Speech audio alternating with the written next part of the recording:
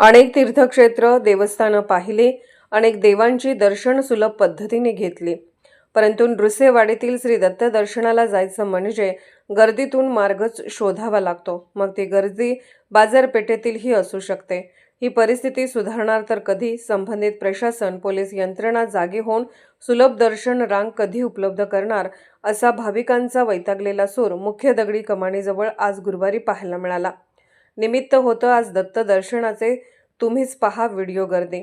आज गुरुवार, नवीन वर्षाचा पहिला दिवस, तसेच एकादशी या त्रिवेणी संगमाचा लाभ घेण्यासाठी हजारो भाविकांनी दत्त मंदिरामध्ये सकाळपासून गर्दी केली होती।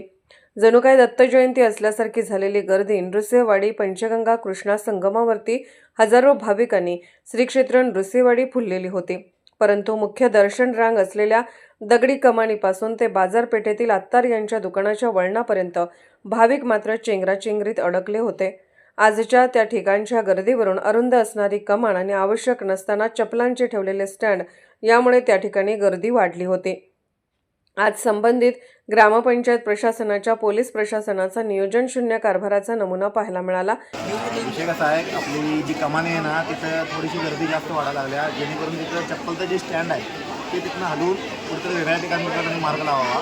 ते सोडलं की त्या कमानीची थोडी रुंदी वाढवली तर बरं होईल। बाकी आणि पोलीस निरीक्षक तिथं थोडेफार तैनात पाहिजे असं वाटतं। मंदिराकडे जाणारे आणि कमानीतून येणारे भाविक हे चप्पल घेण्यासाठी 22 मिनिटं त्या ठिकाणी उभे राहत होते, आपल्या चपला शोधत होते। यामुळे भाविक मात्र वैतागलेले होते। इतकेच काय, हे दृश्य पण पहा, एक नव दाम्पत्य ही आपल्या पायातल्या चपला शोधण्यासाठी बराच वेळ इथल्या चप्पल स्टँडजवळ थांबले। त्या वराला वधू शोधताना जेवढी वेळ लागली नाही तेवढी वेळ पायातले नवीन पायतान शोधायला लागली। अखेर त्यांनी चपला न मिळाल्याने तसेच निघून गेले। असे अनेकांना त्रास भोगावा लागला आहे। त्यामुळे त्या अरुंद दगडी कमानीचं रुंदीकरण वाढवावं, तसेच चपलाचे स्टँड त्या ठिकाणाहून हलवावेत अशी मागणी मात्र भाविकांनी केली। दरम्यान दगडी कमान ही महाराष्ट्र पश्चिम महाराष्ट्र देवस्थान समितीच्या अखत्यारीत येते। अनेक वेळा सागर धनवडेसह काहींनी पाठपुरावा करून कमान रद्द करा अशी मागणी केली आहे। याकडे जिल्हा प्रशासनाचे दुर्लक्ष झाले आहे।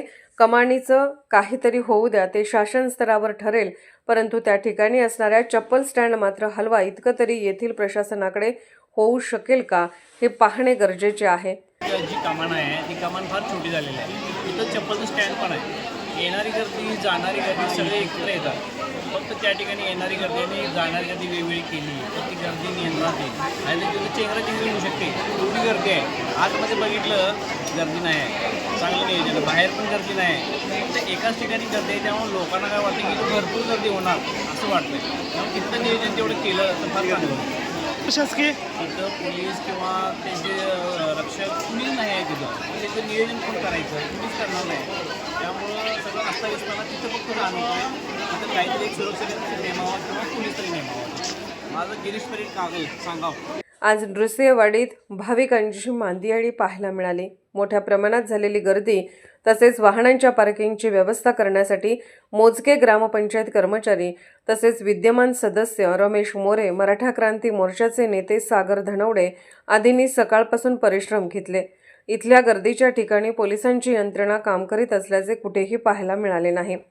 याकडे गांभीर्याने लक्ष देणे गरजेचे आहे, अन्यथा भविष्यात विपरीत घटना घडण्याची शक्यता वर्तवली जात आहे। अशाच अपडेट्ससाठी SP न्यूज चॅनलला लाईक करा, शेअर करा आणि सबस्क्राईब करा।